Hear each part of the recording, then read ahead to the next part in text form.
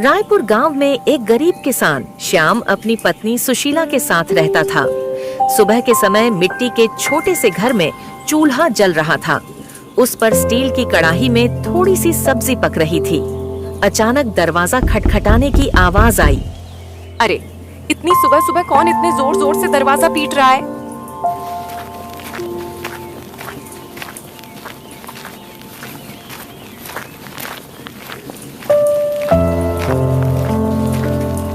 दरवाजा खोलते ही सेठ गोपाल गुस्से में पीला लाल खड़ा था, जो बहुत लालची और चालबाज था। वह हर किसी से 2 गुना ब्याज वसूलता था। श्याम, बहुत हो गया तेरा नाटक। मेरे पैसे कहाँ हैं? सेठ जी, कल ही तो मैंने आपको पूरी रकम दे दी थी और पूरा हिसाब पक्का कर दिया था।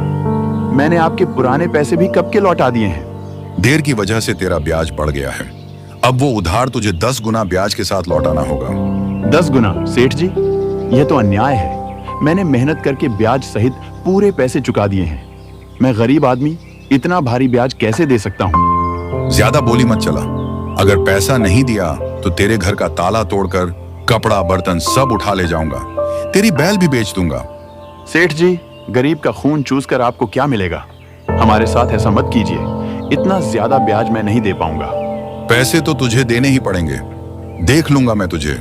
याद रखना, श्याम, गोपाल से पंगा लेना आसान नहीं है। सेठ श्याम को धमकाते हुए चला जाता है, लेकिन जाते जाते अपने नौकर को कहता है, इस गरीब भिखारी की इतनी मजाल, मुझे ना बोलकर इसने गलती कर दी। इसे तो सबक सिखाना पड़ेगा ताकि गांव में बाकी गरीब भी डर में रहें। आप बताइए, ये जिंदगी कब बदलेगी? रोज रोज 2 वक्त की रोटी के लिए जूझना पड़ता है। कभी मन करता है घर की टूटी झोपड़ी को छत में करवा दूं, तो कभी सोचती हूँ कि हमारे पास भी अच्छे कपड़े हों, खाने पीने के लिए अच्छी सामान हो। लेकिन लगता है किस्मत ने हमें बस तंगी ही दी है। मुझे पता है तुम्हें तकलीफ है, पर मैं क्या करूं? खेत छोटे हैं, बारिश वक्त पर नहीं होती, ऊपर से कर्ज का बोझ भी सर पर है। मैं दिन रात मेहनत करूं तब हमारे हिस्से में यही नमक रोटी आती है। मेहनत? हाँ, मेहनत तो आप करते हैं, लेकिन भगवान हमारी सुनता ही कहाँ है। लगता है जैसे भाग्य ने हमें इस गरीबी में ही सड़ने के लिए भेजा है। सुशीला ने आह भरी और चुपचाप सब्जी पकाने लगी। कमरे में सन्नाटा था। श्याम ने मन ही मन सोच लिया, आज खेत में चाहे जान निकल जाए, पर घर लौटकर कुछ ऐसा लाऊंगा जिससे सुशीला के चेहरे पर मुस्कान आ जाए। श्याम को नहीं पता था कि आज का दिन उसकी जिंदगी की सबसे बड़ी कहानी की शुरुआत करने वाला है।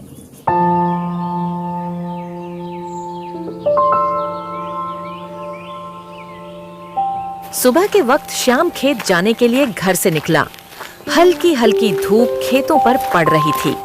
सुशीला के मन में आज कुछ हलचल सी थी। श्याम रोज गांव के बीच से होकर मंदिर के पास वाले रास्ते से जाता था, क्योंकि यही सबसे छोटा और आसान रास्ता था। मंदिर में उस वक्त सिर्फ पुजारी थे, जो सफाई करके तुरंत बाहर खड़े हुए थे। प्रणाम पुजारी जी, कैसे हैं आप? तबीयत ठीक है ना आपकी? हाँ बेटा, सब अच्छा है। भगवान का आशीर्वाद तुझ पर हमेशा बना रहे। पुजारी से बात कर श्याम अपने खेत की ओर निकल जाता है।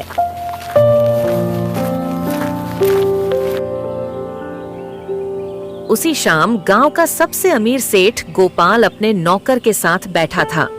वह बहुत लालची और चालाक था।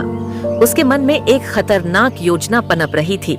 गोपाल अपने बड़े से घर में बिस्तर पर बैठा समोसा चबा रहा था। पास में उसका नौकर मंगल खड़ा था। अरे मंगल, सुन, मंदिर के गहनों को देखकर मेरा जी ललचा गया है। कल रात मंदिर में जो सोने चांदी के गहने हैं, वो मेरे घर में होने चाहिए।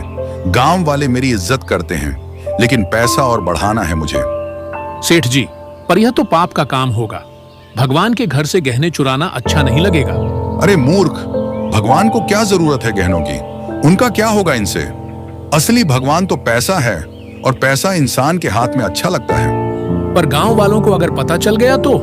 बस यही तो मजा है। चोरी हम करेंगे और इल्जाम किसी और पर लगेगा। पता है किस पर?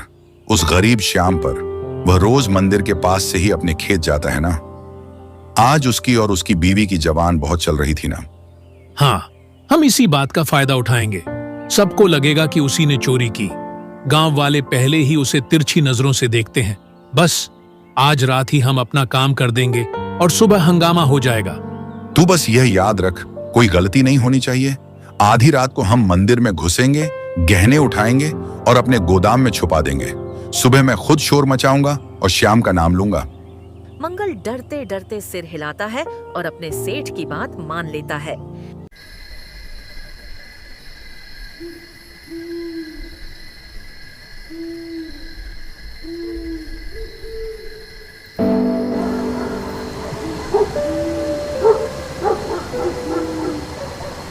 रात का समय था। गांव में हर तरफ सन्नाटा था। बस कहीं कहीं कुत्तों के भौंकने की आवाज आ रही थी। उस रात सेठ गोपाल लालच में अंधा हो जाता है और इस घिनौनी साजिश को अंजाम देता है। अपने नौकर से मंदिर में चोरी करवाता है।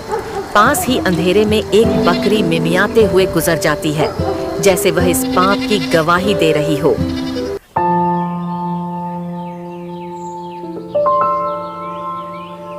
अगली सुबह गांव के बीचों बीच मंदिर के सामने एक भीड़ इकट्ठी हो गई थी। हर कोई जोर जोर से बातें कर रहा था। माहौल में घबराहट और गुस्से की गूंज थी। अरे यह क्या हो गया? मंदिर के सारे सोने के गहने रातों रात गायब हो गए। इतना बड़ा अपशकुन। भगवान के गहने चुरा ले गया कोई। ये तो बहुत बुरी बात है।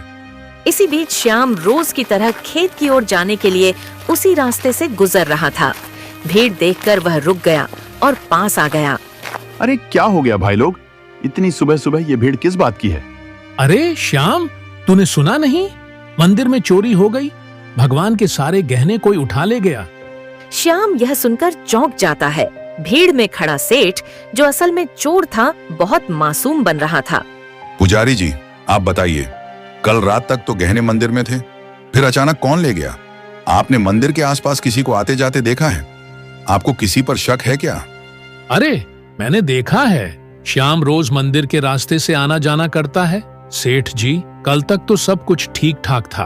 मंदिर के पास से तो कई लोग गुजरते हैं, लेकिन रोज सुबह सुबह खेत की ओर जाने के लिए श्याम इधर से निकलता है। मगर श्याम ऐसा काम करेगा, मुझे नहीं लगता। अरे पंडित जी, जमाना खराब है। आदमी की नीयत कब बदल जाए क्या पता। और वैसे भी जिसने किया है वह मुंह से कभी मानेगा नहीं। मैंने अपनी आंखों से देखा है। रात को जब मैं खेत की ओर जा रहा था, श्याम मंदिर के पास चुपके घूम रहा था। ये क्या कह रहे हो आप लोग? मैंने कोई चोरी नहीं की है। इतना बड़ा पाप मुझ पर मत डालो। अरे हाँ, यह गरीब आदमी है, पैसों की तंगी में है, ये कर भी सकता है ये काम। ये लोग मुंह पर अच्छे बनते हैं। अरे भगवान से डरिए आप लोग।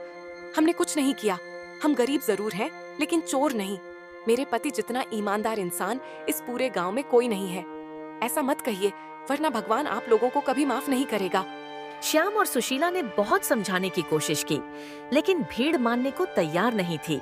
सब श्याम को ही चोर मान बैठे। गांव वालों, अब तो सब साफ है।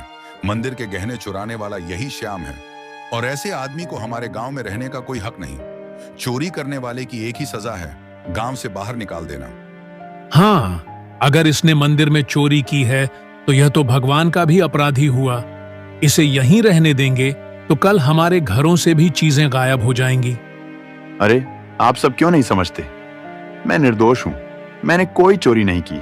मैं तो रोज की तरह अपने खेत जा रहा था। मुझ पर इतना बड़ा इल्जाम मत डालिए। भीड़ में जोर जोर से आवाजें गूंजने लगी। निकालो इसे गांव से। भीड़ में हलचल मच गई। लोग एक दूसरे से कानाफूसी करने लगे। श्याम और सुशीला की आंखों में आंसू भर आए। उन्होंने कई बार सफाई देने की कोशिश की, लेकिन किसी ने उनकी नहीं सुनी। सबने मिलकर उन्हें गांव के बाहर निकाल दिया। श्याम और सुशीला रोते रोते गांव छोड़ चुके थे। गांव के बाहर एक सुनसान जगह पर टूटी फूटी झाड़ियों और कंटीली झाड़ियों के बीच एक पुरानी पड़ी झोपड़ी मिली। मजबूरी में वही उनका नया घर बन गया। सुनिए जी, ये जगह कितनी सुनसान है। ना पास में कोई इंसान, यहाँ आसपास की झोपड़ियों में कोई रहता भी नहीं है, ना खाने को कुछ है। अब हम क्या करेंगे? क्या करें सुशीला? जब अपना गांव ही हमें ठुकरा दे तो कहीं और सहारा ढूंढना पड़ता है। यही हमारी तकदीर है। मैं तो यह सोच रहा हूं, आखिर चोरी की किसने और इल्जाम मुझ पर डाल दिया गया। मैं असली चोर का पता लगाकर रहूंगा। दिन ढल गया।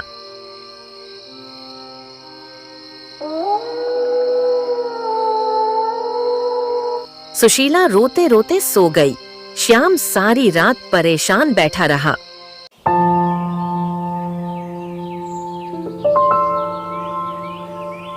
अगली सुबह जब श्याम उठा तो उसने देखा कि सुशीला रो रो कर भूख से कमजोर हो गई है। सुशीला, तुम यहीं रहो, मैं कुछ खाने के लिए लाता हूँ, फिर अपने खेत जाऊंगा दूसरे गांव से होते हुए। तुम दरवाजा अंदर से बंद करके आराम करो। इतना कहकर श्याम जंगल की ओर चल गया।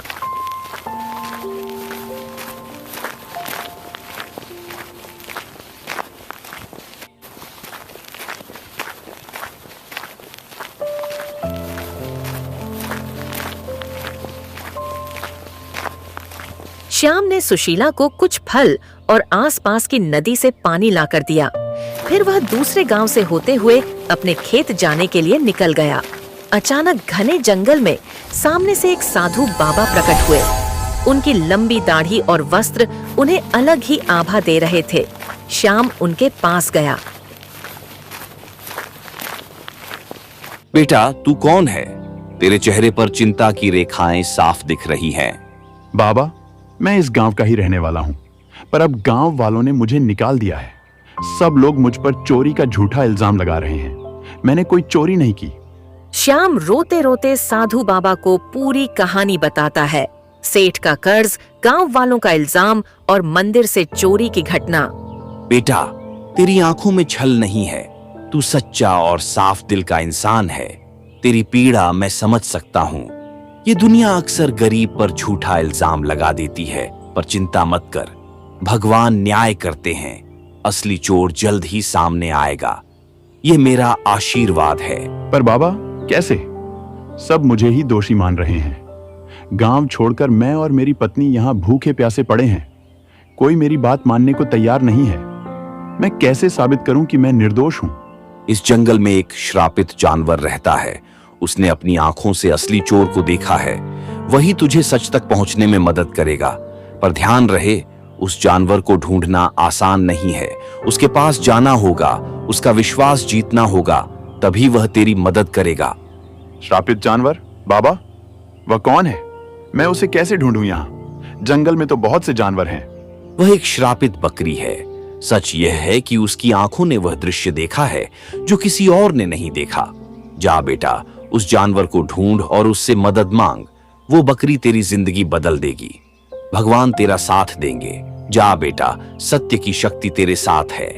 साधु बाबा श्याम को आशीर्वाद देकर अचानक गायब हो गए। श्याम समझ गया था कि यह भगवान की लीला है। श्याम तुरंत ही बाबा के बताए अनुसार उस बकरी को ढूंढने के लिए निकल गया। जंगल का सन्नाटा, पत्तों की सरसराहट। श्याम थका हारा, भूखा प्यासा, उम्मीद के सहारे इधर उधर भटक रहा था। उसने पूरा जंगल छान मारा, पर उसे वो बकरी कहीं नहीं मिली। दिन ढलने को आया। श्याम अब निराश होकर अपनी झोपड़ी की ओर जा रहा था। अचानक तभी उसकी नजर एक बकरी पर पड़ी। बकरी की चमकती नीला नीला आंखें दो अगुरों जैसी दिखाई दे रही थीं। ओ बकरी रानी, क्या तुम वही हो जिसके बारे में साधु बाबा ने कहा था? क्या तुमने उस रात देखा था? असली चोर कौन है? माँ बकरी, क्या तुम मेरी मदद करोगी? मुझ पर झूठा इल्जाम लगाकर गांव से निकाल दिया गया है। क्या तुम सच जानती हो? मुझे बता दो, असली चोर कौन है? बकरी उसकी आंखों में देखती है। श्याम का साफ दिल और अच्छी नीयत देखकर जैसे उसे सब समझ आ गया हो। अचानक बकरी की आंखों से एक अजीब सी चमक निकलती है और वह इंसानी आवाज में बोल उठती है। श्याम, तुम्हारे साथ बहुत बड़ा अन्याय हुआ है। मंदिर के गहने तुमने नहीं चुराए। असली चोर तुम्हारे गांव का सेठ और उसका नौकर है। दोनों ने मिलकर मंदिर से गहने चुराए और चोरी का इल्जाम तुम्हारे सिर पर चढ़ा दिया ताकि कोई शक न करे। सेठ जानता था कि तुम गरीब हो, तुम्हारे पास कोई सबूत नहीं होगा, इसलिए उसने चालाकी से तुम्हें बलि का बकरा बना दिया। क्या? गांव का सेठ? वही जो सबसे धर्म और दान की बातें करता है? और उसका नौकर भी? यही सच्चाई है। गांव वालों ने मेरी ईमानदारी पर शक किया और असली अपराधी चैन से सो रहा है। माँ बकरी, अब मैं क्या करूं? यह सच गांव वालों तक कैसे पहुंचाऊं? समय आने दो श्याम, सच को कोई दबा नहीं सकता। मैं तुम्हारी मदद करूंगी। तुम मुझे कल गांव लेकर चलो। मैं वहां जाकर सबको सारी सच्चाई बताऊंगी और तुम्हें निर्दोष साबित करूंगी। श्याम को बकरी की बातें सुनकर राहत मिलती है।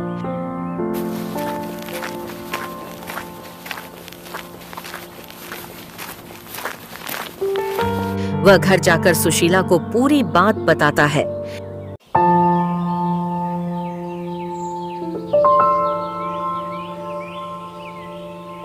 अगली सुबह श्याम और सुशीला बकरी को लेकर गांव जाते हैं और सबको बुलाते हैं। गांव वालों, आप सबने मुझे चोर बोलकर गांव से निकाल दिया था, पर असली चोर अभी भी गांव में ही बैठा है। आज मेरे पास एक गवाह है जो मुझे निर्दोष साबित करेगा। गांव वालों सुनो, असली चोर श्याम नहीं है। मैंने अपनी आंखों से देखा है। मंदिर के गहने सेठ और उसके नौकर ने मिलकर चुराए हैं। अगर तुम्हें यकीन नहीं होता तो सेठ के घर जाकर देखो, मंदिर के गहने वहीं मिलेंगे। अरे, यह बकरी बोल कैसे रही है? चलो हम जाकर देखते हैं सेठ के घर गहने हैं या नहीं। वैसे भी सेठ ही हमें हमेशा धोखा देता रहा है। बकरी को बोलता देख सब चौंक जाते हैं और गांव के कुछ लोग सेठ के घर जाते हैं। उन्हें गहने सेठ के घर में मिल जाते हैं। अब पूरे गांव में बातें होने लगीं। सेठ चोर है, सेठ चोर है, सब बोलने लगे। सेठ ने चालाकी से अपने नौकर को इशारा किया और सारा इल्जाम नौकर पर डाल दिया। अरे नहीं नहीं, मैं चोर नहीं हूँ। ये सब मेरे नौकर की करतूत है। उसने ही चोरी की है। मैं तो खुद हैरान हूँ। झूठ मत बोलिए सेठ जी, आप सबसे ब्याज में 4 गुना पैसे वसूलते हो, अब चोरी भी करवा रहे हो। ठीक है, अगर तुम सब कहते हो तो इस नौकर को सजा मैं दूंगा, क्योंकि यही असली चोर है। मुझे इस बारे में कुछ नहीं पता था। सेठ ने पूरे गहने वापस मंदिर में रखवा दिए। अब सेठ की गांव में उसकी कोई इज्जत नहीं करता है। पूरे गांव वालों ने श्याम से माफी मांगी। उन्हें अपनी गलती का एहसास हो गया। सब ने पूरे आदर सम्मान के साथ श्याम और सुशीला को गांव वापस बुलाया।